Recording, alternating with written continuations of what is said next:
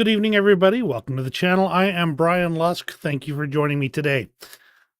Uh, my heavens, it's been a while since I've managed to stream. I'm not going to go into the details. Just understand I've been doing a lot of overtime lately and a lot of hard work. Um, just things going on, and it's not doesn't affect the war and it doesn't affect the news, but it does affect me. So I do apologize for the delays. Let's jump right into things here. Before I dive into the news out of Ukraine, I'm also going to be talking about Iran, Cuba, Hungary today. So bear with me as I go through a whole bunch of things that need to be discussed, even as we prepare for the news out of Ukraine itself. Um, for one thing, Trump has gone hot and cold about Ukraine repeatedly, more times than I can count. There's not he'll attack Zelensky and then he'll back off, and then he'll praise Zelensky and then he'll praise Putin, and then he'll be mad at Putin and then praise Zelensky. It's a lot of back and forth on that. That means that the relationship is ever hot and cold. One of the big pieces of news that happened now a couple of months ago was Starlink. Russians had been using illicit Starlink terminals to prosecute their war on Ukraine. They were even using them on some of their Shahed drones for guidance and internet connections to the drones. So there was a lot they were using them for. All of a sudden, I believe now, understand I'm going to be working some things from memory, so bear with me. In late January, the Ukrainians convinced SpaceX to cut off all of the Russian Starlink terminals. Overnight, units on the front line lost the ability to coordinate. Shahed drones lost the ability to communicate back to their controllers. The vital communications all across the front and in the rear areas was cut off for the Russians, whereas the Ukrainians had made some arrangements with Starlink to make sure that they were the only ones with authorized terminals. In particular, a couple of things were right off the bat, they put in a speed limit. If a Starlink terminal was going over a certain speed and was not on Ukraine's whitelist, meaning the list of authorized terminals, it got cut off mid-flight. If then after that, it was a whitelist only arrangement where the Ukrainians basically registered all of their terminals with SpaceX, and the Russians couldn't do it. And there was a whole lot of things going on along that, but the long story short on this is this crippled communications for the Russians in the period immediately afterwards. The Russians were having to try and get radio equipment, trying to get internet, wireless routers and equipment and relay links. They even started, running fiber optic lines using their drones to try and keep communications going. But for some time, it was pretty much chaos in the front lines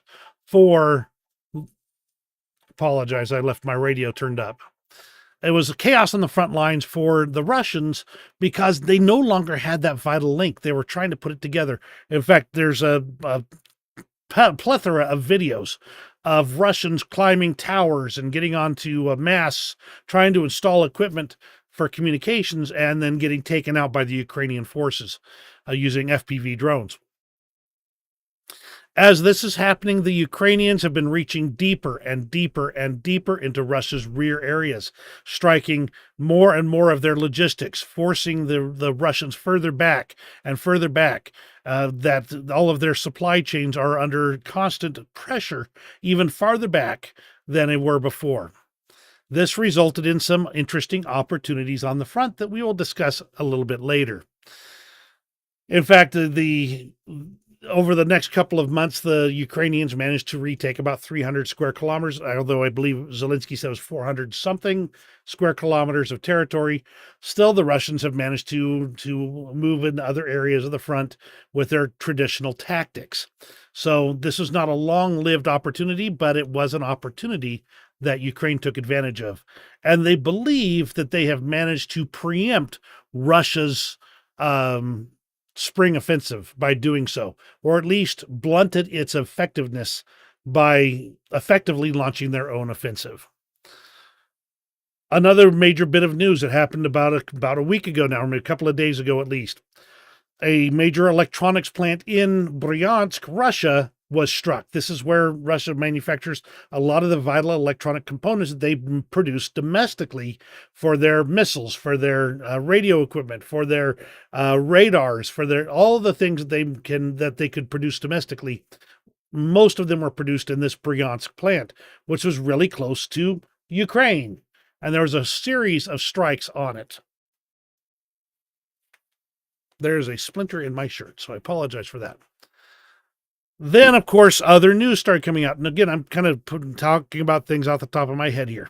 An armored car doing a routine transfer of foreign currencies and precious metals passed through Hungary on its way to Ukraine. This is a normal bank transfer. It was not a government sponsored one. It was from one branch of one bank in the European Union to a bank in Ukraine, because they need effectively currencies. This is a normal transfer. This is how these types of things are done. It's normal bank stuff.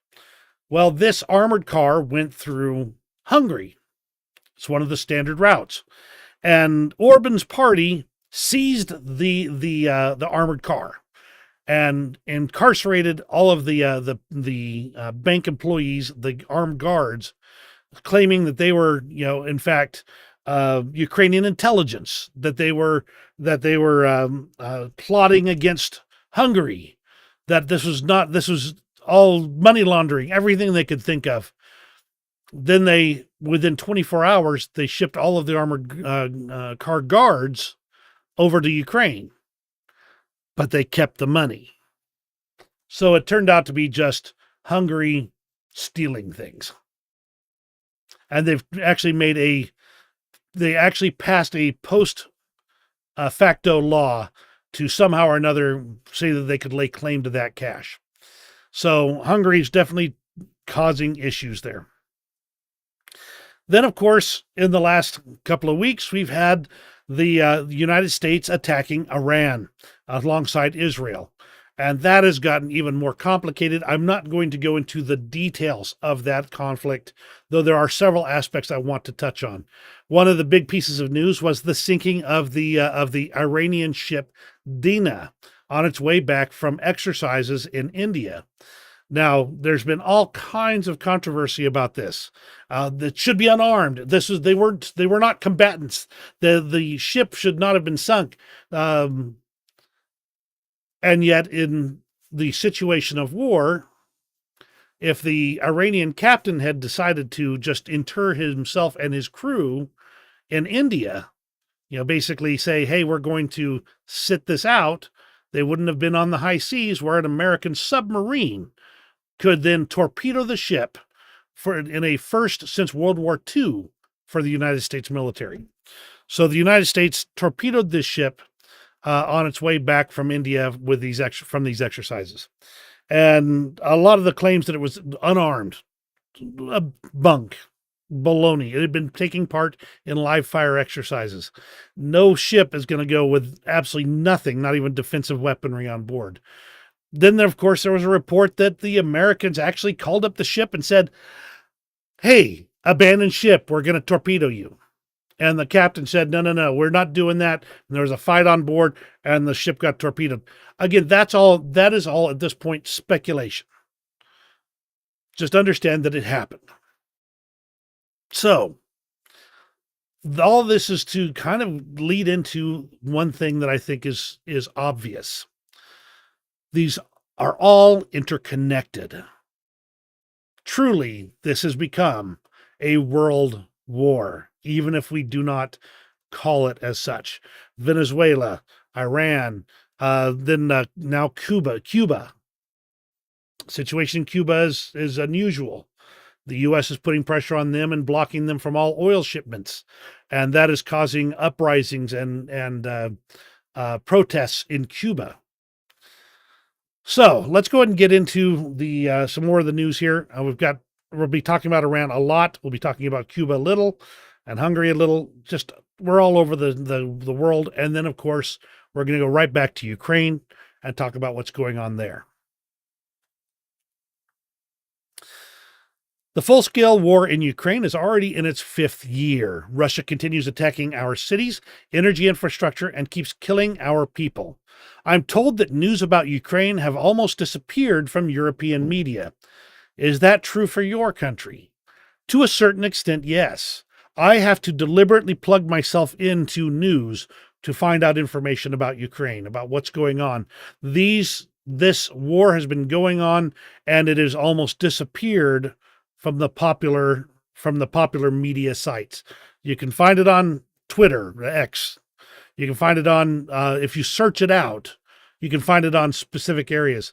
But the general news has moved on. Sure, they occasionally hit on things like when Donald Trump explodes about this or that about Ukraine and Russia, but it doesn't dominate the headlines like it did a few years ago. All right, Iran. The war in Iran has sharply increased the strategic importance of the Caspian Sea and the South Caucasus. Routes through the Persian Gulf and the Strait of Hormuz have become dangerous, and the Caspian is turning into a backup inland corridor for trade and potentially sensitive cargo. This is the world rerouting around the conflict in the Strait of Hormuz and in the Middle East. There is tons to be said about this, but understand that this is where things are going. People are looking for alternatives to get the cargo where they need it to be. Now, just for context here, the U.S. Attacked Iran just a couple weeks ago. And Iran, instead of attacking just the U.S. and Israel attacked Iran.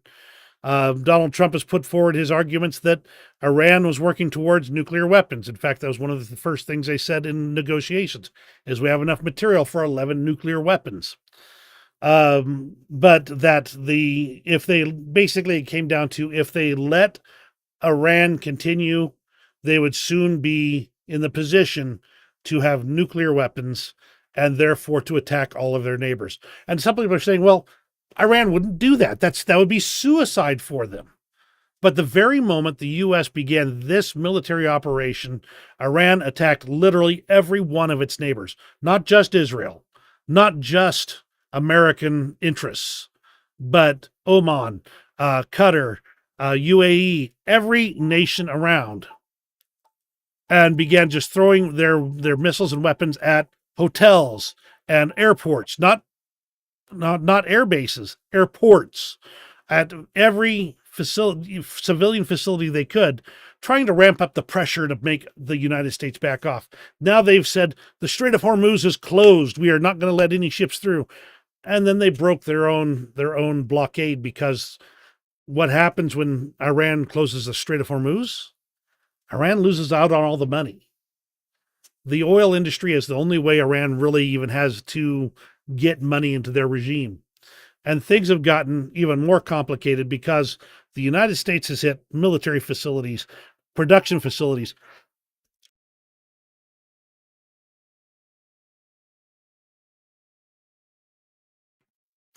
Regime elements, law enforcement in the that are the word is, I think, besiege is what they call it. Besiege. They're basically their regime foot soldiers in the field that would kill civilians. Understand, this is after Iran had already killed between 30 and 50,000 of their own citizens for protesting. Now, before I move on, I've got to clarify one thing. Hi, Robbie. Glad to have you on board. I have to clarify one thing here about Iran. The situation there, I am at this point supportive of taking out this threat. Understand, for 47 years, they have declared death to America, calling us the Great Satan. The only reason they have not attacked us directly in America is from lack of capability, not from lack of desire. They call Israel the little Satan and America the big Satan. So even though some people say, well, it's all about Israel, no, it's not. Iran, the Islamic regime there, hates America. They want to destroy America. There's nothing else to it. It's that simple. So Iran wants to kill us. Effectively, they've been at war with America for 47 years since they came to power in a very bad situation in 79. That's been a constant. We have, as a nation, have ignored it because they were never a problem, for lack of a better way to say it. They were annoying, a thorn in our side. But it's only because Iran lacked the capability to do so. And now they were nearing the ability to actually carry out horrendous attacks on us. Of course, they had been behind many attacks on American interests. The Beirut military barracks bombing. They have attacked American ships, taking American soldiers and sailors hostage. They took the people from the embassy hostage. They have done many things against the United States, and we've occasionally responded in kind. At one point, the U.S. sunk half of Iran's navy because they touched one of our boats. But like the USS Cole, as I recall, this is going from memory here, was also an attack by Iran against America. So there's been a war there for a very long time. Even so, I may have had a different opinion if Donald Trump had not declared when the protesters began in January of this year, rising up and protesting against the Islamic regime in Iran. If he had not said, help is on the way, I might have a different opinion. Might not, or at least I might have a slightly more moderate opinion. But Donald Trump promised those people that America was coming to help. And then nothing happened. And nothing happened. And nothing happened. And those people began to feel abandoned. And that that protesting fire was left to waste. So, no, I believe this is the morally right thing to do at this point in time. Whether it is being prosecuted well is a totally different topic. I'm not going to get into that. That's not my goal here today. But anyway, they claim to have closed the Strait of Hormuz. Now, Iran has said, no, we're going to let Russian and Chinese ships come out. So effectively, they've broken their own blockade. But the reason I'm bringing up Iran overall in the context of Ukraine is that who has the most experience dealing with Iranian drones and drone attacks? Ukraine. They had developed low-cost interceptors, low-cost equipment, electronic countermeasures. They know how Iranian Shahed drones and their attacks work. And they have come up with counter after counter after counter. And even as the Russians have iterated on that information and iterated on those changes, the Ukrainians have adapted and adapted and adapted again and have created low-cost, high-volume interceptors to reduce this threat as much as possible. Of course, President Trump, the U.S. military has reached out to Ukraine for assistance, but President Trump has said, we don't need help from Zelensky. We have the best drones. We have the best stuff. So this is, it's going to be, again, that hot and cold relationship. Apparently Zelensky really did have a few cards. Then, of course, the news came out that Russia was sharing information on American bases and targets to Iran, ways to target American troops and equipment. And he said, well, maybe that's happening. And we've seen evidence that it is. Of course, Iran, now I got to back up a step. I've got things in here that are kind of scattered around a bit.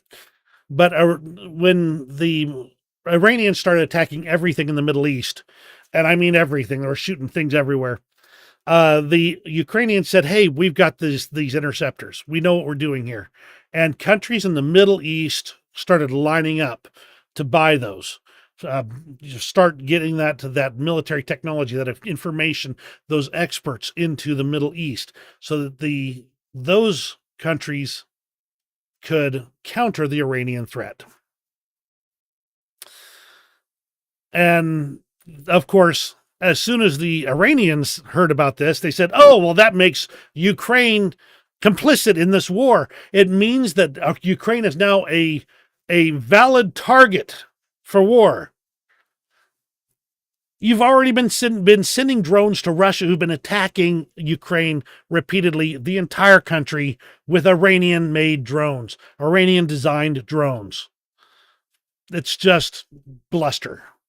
And Ukraine said, "Yeah, you already crossed that particular bridge, buddy. You have no validity here." Now, of course, with the war in the Middle East, the global oil supply started becoming restricted. Immediately shot to $113 a barrel, and then when they realized that things weren't quite that bad, it dropped to $80 a barrel. And Donald Trump said, "Okay, well, look, we're going to make a 30-day pause on sanctions and allow people to buy Russian oil for that 30 days under specific limits, especially the stuff that's already floating out there." And that, so basically that gave a loophole into the sanctions for Russia to get some more money again. That puts some more juice into Vladimir Putin's budget to keep prosecuting this war. Zelensky said the U.S. needs interceptor drones right now, and that's what Ukraine does best. Middle East partners have burned through more Patriot missiles in the first 24 to 36 hours than Ukraine has had in the entire war. Of course, Donald Trump said Zelensky's harder to deal with than Putin. We don't need help again. He's been very adamant about this. And then when it was brought up that Russia might be sharing intelligence with Iran, he's basically blowing that off. He's not acknowledging that. Of course, Iran's foreign minister confirmed that Russia and China are providing Tehran with military assistance and are strategic partners in this war. That should tell you where their priorities lie. And as I mentioned, the drop of the temporary drop of the sanctions. Hang on a second, I got to do something about the radio.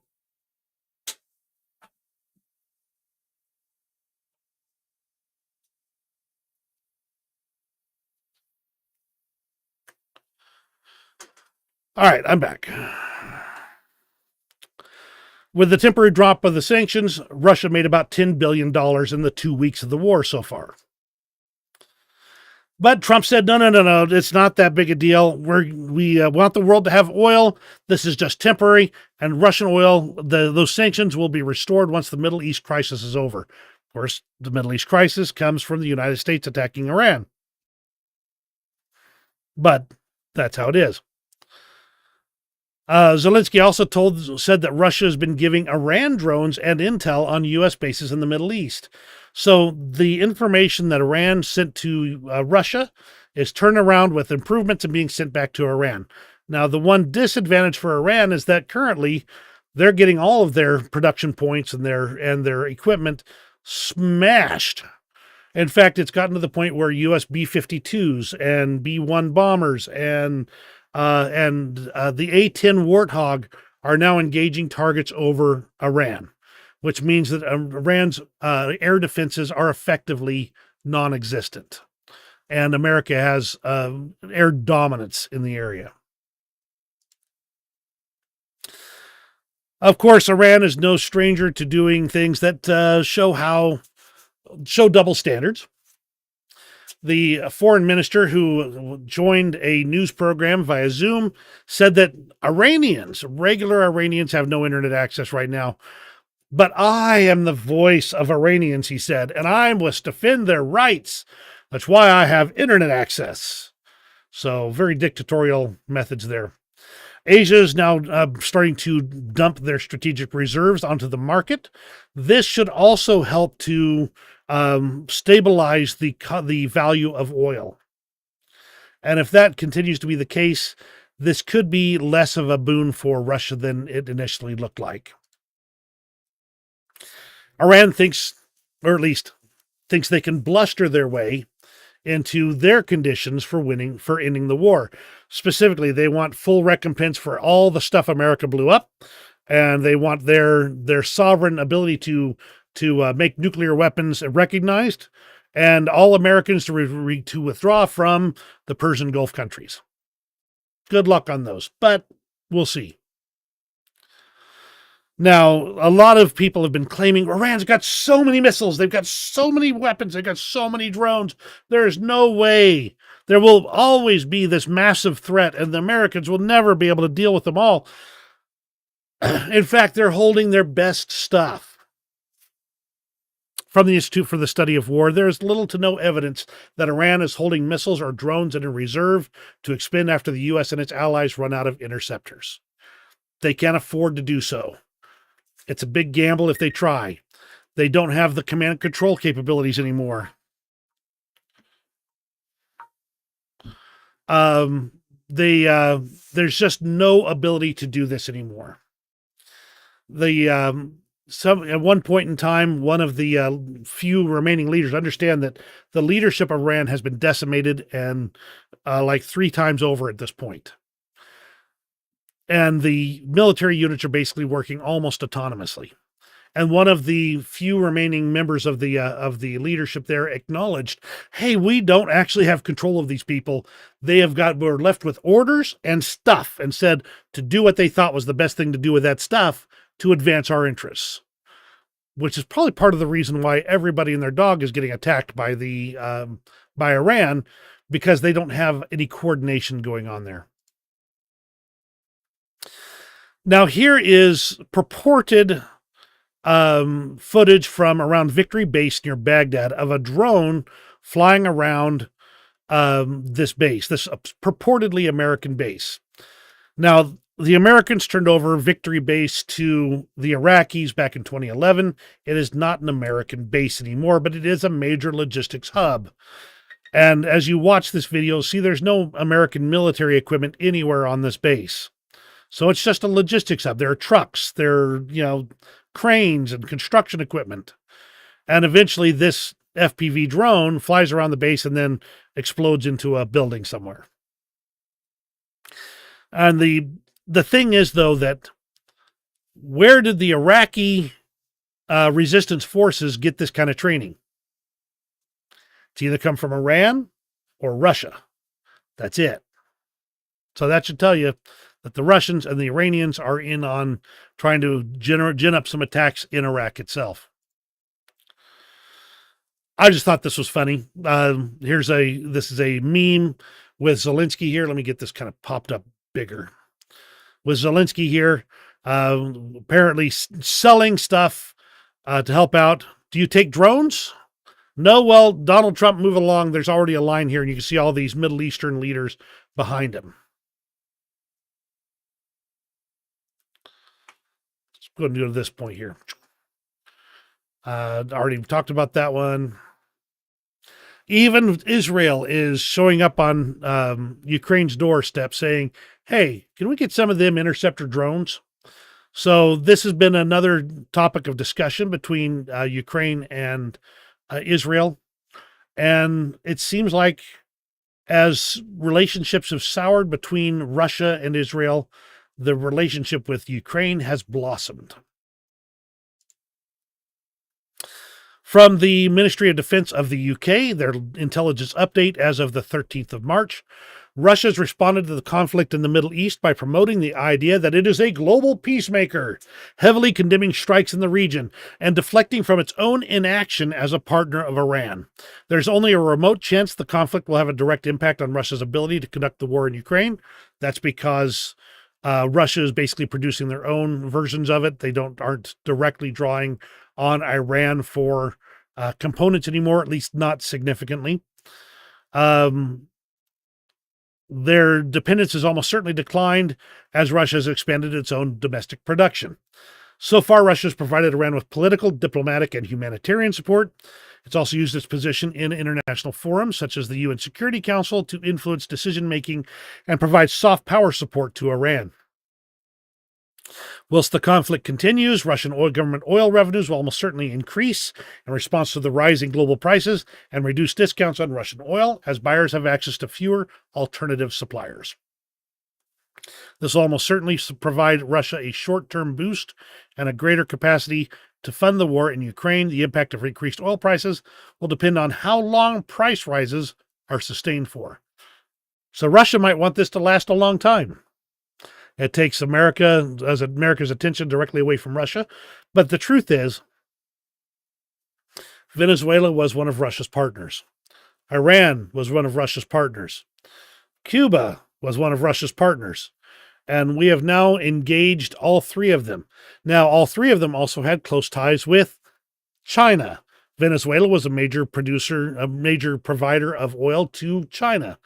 Iran, a major provider of oil to China. Cuba, they were more of a customer than anything else. But they were well positioned for China to have intelligence assets to monitor America from there. A lot of these things are going to end up being very much tied together into one big circle. And this is where we're starting to see that happen. Now, this is from Decado. He states that to understand how far anti-war discourse is from actual people on the ground in Iran, picture this. There's been a drone circling Shiraz for days, and instead of panicking on cue like the experts want, people gave it a pet name. They call it Pedram. That is how disconnected the mainstream anti-war script is from reality inside Iran. The skies are full of hardware, and Shiraz has already adopted one. Now, Pedram is just a common Iranian male name. I've not been able to determine if there's any significance beyond that. It's be kind of like calling a robot that's in the area Bob or Tim. It's just a name, but it indicates that the Iranians overall are welcoming this intervention. They want the opportunity for their freedom. They're willing to fight for it too, but the regime has to be degraded to the point where they can do so. And that's where we're at right now. Now, Ukraine has had this significant shift in attitudes towards it in the Gulf area. Comparing their coverage previously, is no longer seen as a distant European victim, but as a player whose interests and technologies directly affect the security of Arab monarchies. Ukraine as an ally to fight against the drones, the main theme of the past week, and amid Iranian attacks on Gulf infrastructure, Arab media began portraying Ukraine as a country with unique experience. Ukraine is now perceived not just as a nation at war, but as a technological hub for counter-drone solutions. This is a 180-degree flip for these nations. Many of them were more aligned with Iran. They were certainly aligned enough with America at various points. But the moment Iran started launching drones everywhere, these nations started saying, this isn't working. Stop it. Oh, you're still attacking my nation. You're putting, Iranian shaheeds into, our hotels and attacking our citizens, our civilians. And now the narrative is flipped. Now the Middle East is more on America's side, on Israel's side, trying to get rid of the insane country that would just lash out and attack everybody. And they're seeing Ukraine as an ally, not just a problem elsewhere. And this is the same kind of thought process here. War has a strange way of revealing distances, not on a map, the distance in loyalty. Ukraine, thousands of miles away, proved closer to us than Sudan. France stood nearer than Yemen. When Iran's missiles and drones came toward the United Arab Emirates, the world quietly sorted itself into two groups, those who stood up and those who stood by.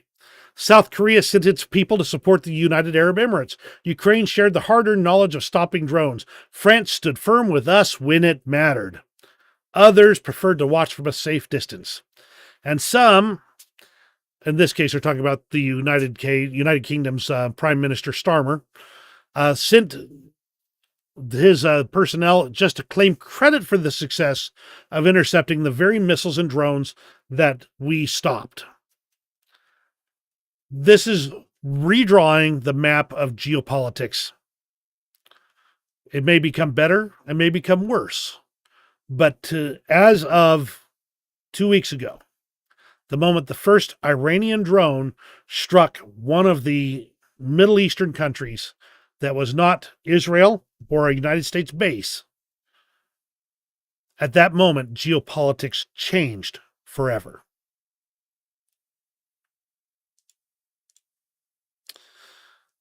So Cuba, I've already kind of mentioned it in passing. Here's a little bit quick summary here. The U.S. has said, nope, you're not getting any oil. And Cubans immediately pretty much started going, hey, we've now got shortages. Where's our food? Where's our fuel? And now they are rioting. Cuba may fall sooner than we expected. May not. They've already, the Cuban, I'm not sure if it's president or what it is, the big head honcho right now has already said he's open to negotiation. So for the first time, we could see a real change in the relationship between the United States and Cuba in, 50 years? Longer? We just got to see. I already talked about Hungary a couple times. Thousands filled central Budapest to rally against Orban, with Magyar supporters lining Andrassy Avenue for over a kilometer. Polls give Magyar's TISA party a lead of up to 20% among decided voters. This could be the fall of Viktor Orban, who has been increasingly lashing out and trying to he's trying to provoke Ukraine into doing something, anything that would let him change the narrative in Hungary.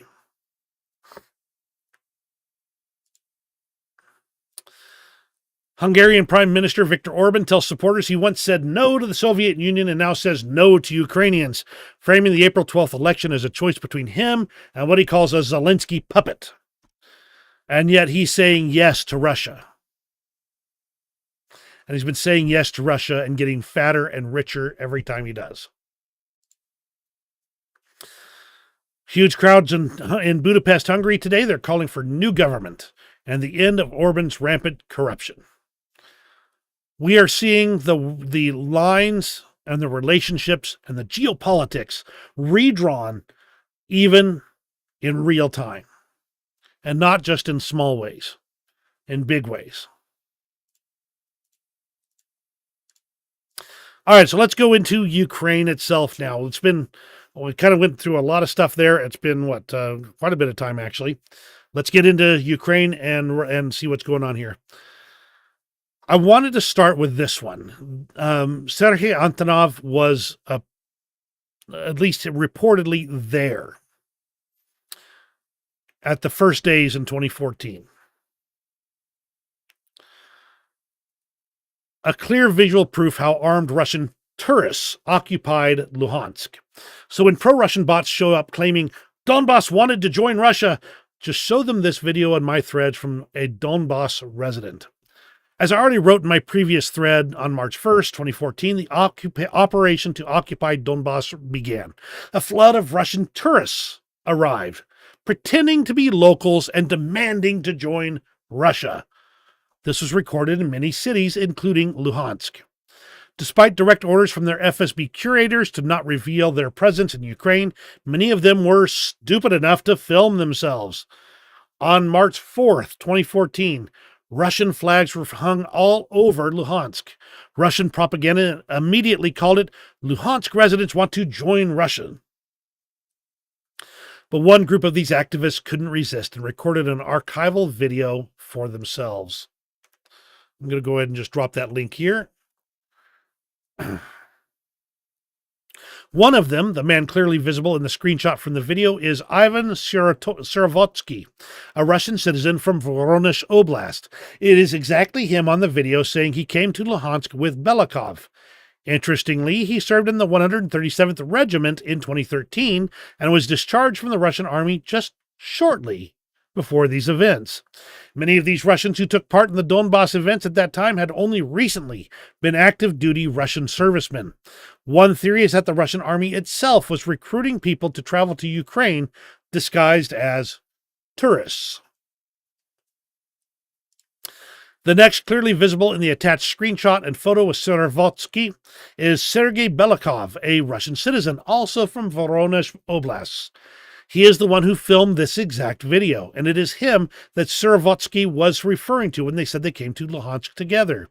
Interestingly, as of August 2014, Sergei Belikov was an active serviceman in the 331st Regiment in Kostroma, Russia. This is the very same regiment that fought against Ukraine and Donbass in August 2014. At that time, near Ilovaisk, Ukrainian forces captured 10 soldiers from this unit. So this 12-year-old video is just one of many pieces of evidence showing how Russians, disguised as locals, occupied Donbass. This fact-based thread is for those who still refuse to believe me and other Donbass residents. We talk about the Russians' direct role in those events. People have claimed for years that this was an entirely spontaneous Ukrainian uprising. And that is far from the truth. Like everything else, there probably be a few residents that went along with it. And a much larger percentage that once the Russians were there, just said, I can't do anything about it. But make no mistake, it was Russians.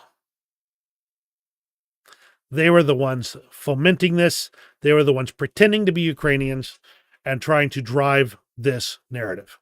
I wanted to start with that because often this is lost in the moment. It's lost in the conversations. And as every once in a while, I have to return to this to remind myself that no, this did not start with Ukrainians spontaneously declaring they would love being Russians. It started with Russians spontaneously pretending to be Ukrainians. In Zaporizhia, there are now underground schools, 19 of them operating, and by summer there will be 25, and this is not the limit. The next step is underground kindergartens. This may seem like, whoops, wrong button, boop. This may seem like a scene from a movie about the future, but this is our reality. Underground schools don't have to close for missile attacks. They don't have to change things up. Parents can be comfortable that their children are safe deep underground. And this is how school is being done in Ukraine. According to Denis Stillerman, a co-founder and chief designer of the defense company Firepoint in Ukraine, Ukraine can currently produce 3 Flamingo missiles per day. Once we've got our own engine, we'll produce as many as are ordered. So they've got a holdup in their supply chain, engines. And if they can produce their own engines, that holdup, that bottleneck will disappear. There could be a lot more interesting things happening with those Flamingo missiles. And there's quite a few there. A lot of videos coming out. I'm not going to be showing them, just kind of giving you an idea that, it continues that Ukrainians are attacking all the Russian air defenses, destroying tanks and equipment and concentrations of troops all across the lines.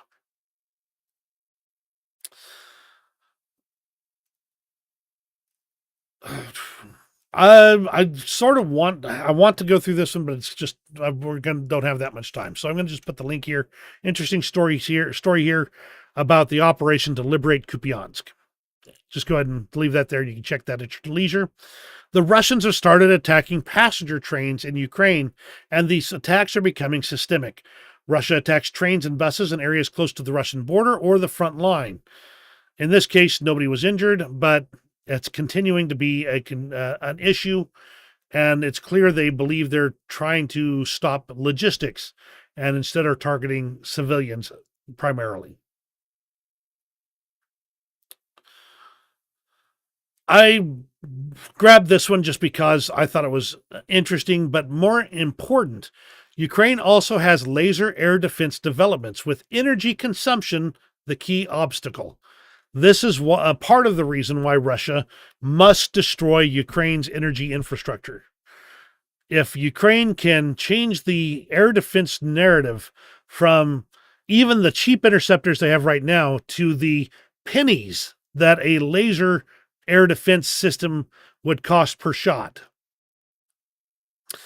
That would literally destroy Russia's ability to terrorize the rear areas of Ukraine. Energy is a vital component of that. Electricity, power. And with the energy consumption being the issue, that will continue to be an obstacle.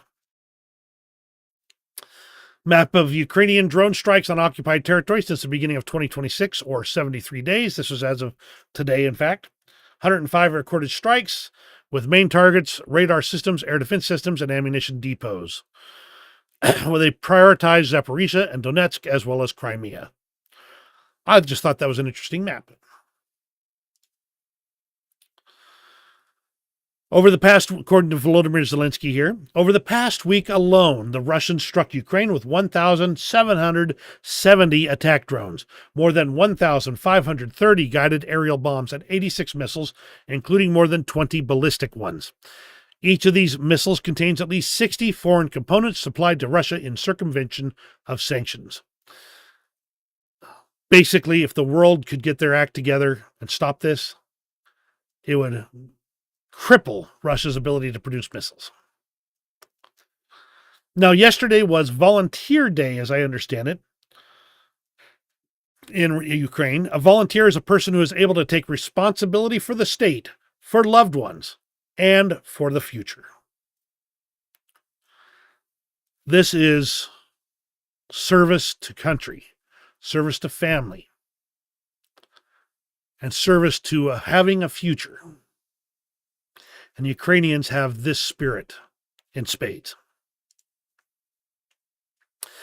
Now, these anti-drone nets on all of the roads now are becoming ubiquitous on anywhere close to the front lines. Even, not even that close anymore. It's just basically all those areas are being protected because there's so much interdiction of logistical supplies in these corridors. That also helps civilians who are trying to move through these areas. But man, that is a huge undertaking to protect all these areas. And all of these will have to be maintained because it just takes one drone blowing up at the right spot to open up a hole. All right, out of Russia here. Dennis Stillerman, I already talked about him before, says the key thing is we don't need to strike all of the Russian Federation. We need to strike Moscow. Until Moscow personally feels the pain, there will be no motivation for Vladimir Putin to stop the war. Ammunition depot being hit in the Dozhansk in Luhansk, where the Russians are occupying. This has been one of the many strikes that has happened there. Iskander missiles launchers here. Now, this is an interesting one right here, and I'm going to kind of talk about it for a minute. In Moscow and in some of those areas, mobile internet has basically been all but stopped. And the mobile internet, they might be able to get some if they install the Russian Max app. And if they do that, they can get at least some internet and some access. Now the soldiers are complaining as well that they're being told no more Telegram for communication. You must install this Max app. And anyone caught with Telegram gets sent on a one-way assault mission. Of course, Max also lists Crimea as Ukraine. Strikes on Russian oil infrastructure continue apace. This was onto Tikretsk. Russians are complaining about maps. Again, there's been a lot of mobile internet down citywide in Moscow. The truth is, it appears that Vladimir Putin is concerned about possible uprisings. And communication is a vital piece of fomenting those types of uprisings. And it wouldn't still be blocked if there wasn't serious concern there. All right, Robbie, you have a good night, and we'll see you later. Thank you for being here. Strike on a 110 kilovolt substation in Belgorod. My understanding is that most of Belgorod was out of power overnight. Another hit on a missile depot for air defense systems in Dozhevsk. Now, this was as of today. Drone attacks on the Moscow region have been ongoing for almost 24 hours non-stop. Airports were shut down, and the Ministry of Defense calls it the longest and most comprehensive drone attack on the capital until now. There are lots of mobile fire groups around the Kremlin. They get their machine guns out to try and shoot down drones. Classic, old school stuff. This is forced. Now, Tindar theorizes that this has forced Russian authorities to turn off the mobile internet, and they've got all these technicals around to try and shoot down the drones. Now, even while Trump is giving Russian oil a bit of a pass, the Ukrainians are still carrying out their own sanctions. They struck I believe it's Greek-flagged tanker, the Maran Homer, waiting at Novorossiysk for permission to enter. All right, let's look at things on the international front for a moment. I've already talked about Iran, Cuba, Hungary. There's lots of things going on. Let me tell you. Sweden has arrested the captain of CL-1, a tanker from Russia's Shadow Fleet, on suspicion of using a forged document. This is what Europe's going to have to do. They're going to have to clamp down on all of Russia's Shadow Fleet, or this will never end. Italy has begun preparations for the return of nuclear energy after nearly 40 years of prohibition. Germany, European countries have all been going away from nuclear energy. They shut it down in favor of renewables and cheap Russian gas. They even blew up some of their nuclear power plants. And now they're realizing how much that put them at the mercy of others. So now they're rebuilding. Some of them are starting to rebuild their nuclear energy. France, I believe, still is heavily nuclearized. But there was a whole collapse of, I think it was the Spanish power grid. And the report on that was that it was overly reliant on weather-dependent power generation sources, solar and wind. And once those stopped producing, the whole grid and that entire section collapsed, preventing it from coming back online until they could get enough power spooled up to keep a consistent frequency on the lines. Oh, this is hilarious right here. The Russians tried to spin up a new black operations unit, and they got everything ready and everything in place, and it was exposed and found out and then shut down by the FBI. How did they do it? It's easy. They started doing language translations in Google Translate. And thus they were undone. It was hilarious. 2 separate weapon deals for Ukraine have been sent to Congress. A multi-million-dollar transfer of U.S.-made equipment from Norway, and a much smaller deal, a few $1 million, I don't remember what it is, from the U.S. Interesting. At least there's still things flowing. Let's go on to the front lines. Let's start this animation over here and mute it because I don't know what music is on it. This was about at the late end of February and early March in Zaporizhia. Overall, it looks like around 300 kilometers squared was recaptured by Ukrainian forces. And this time, this is right after the Starlink outage for Russia. And they aggressively took advantage of the situation. For operational security purposes, everyone was saying, no, there's no what's the word I'm looking for? No offensive going on, no counteroffensive going on at all. And then after a couple of weeks and the operational security requirements were released, everybody's like, oh, look at this enormous gains by Ukraine. Now, overall, there's still plenty of other areas where there were no gains, and the Russians continue to push. But this 300 kilometers squared, or 400 and some odd, which is what Zelensky said, was done in a matter of a few days compared to the months that it takes Russia to do the same thing. Another source confirming the same information. They estimated 300 square kilometers within the last 20 days. That's more area than Russia conquered in December 2025. I mentioned earlier that the Ukrainians were striking farther and farther behind the lines. Here's from the Institute for the Study of War. Ukrainian forces are intensifying their mid range strike campaign, increasing their ability to contest Russian missile strikes, degrade Russian air defenses, and disrupt offensive operations ahead of the expected Russian spring and summer 2026 offensive. They struck a bunch of targets in that kind of mid range area there, and this continues to go on. It's a continuing pattern. Russia appears to be reinforcing the Zaporizhia axis, trying to push Ukraine back. This area had been relatively quiet for, I want to say, a year and some now. And I'm going from memory on that. But the Russians are reinforcing this massively, trying to make something happen here. We'll be keeping an eye on this, as is Ukrainian Commander-in-Chief Syrskyi. That's the 434 square kilometers of territory, as Zelensky announced. No details on what territory that was. More Ukrainian strikes of drone storage and Russian troop concentrations. And again, this is good things that Ukraine is doing to try and push the Russians back.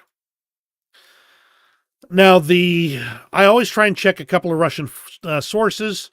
They're very vague right now. Now, they say that they're still making progress and that the Ukrainians are transferring reserves to Chasiv Yar. Strangely enough, I thought they said they had Chasiv Yar a long time ago.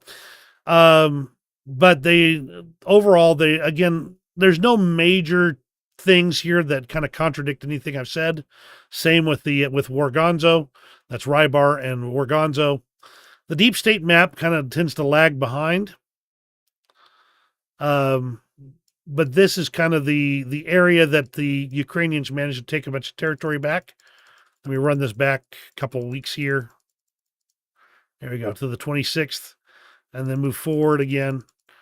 That's only a part of it, but overall, they made some progress there. The Russians continue to make some progress elsewhere. There's not been any huge changes, even in the last couple of months. Russia's managed to do kind of little things, but not and I think they did finally take that area we've been talking a lot about. I got to go through the map here.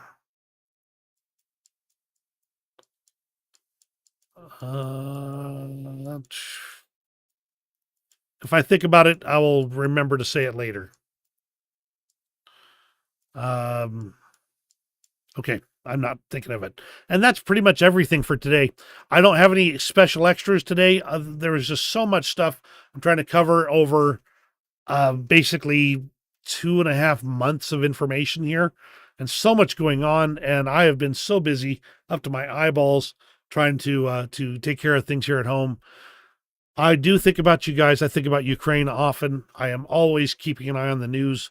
I just don't always have time to talk about it. So thank you for joining me tonight. You guys have a great rest of your day. And we'll see you on the next video, hopefully sooner than later.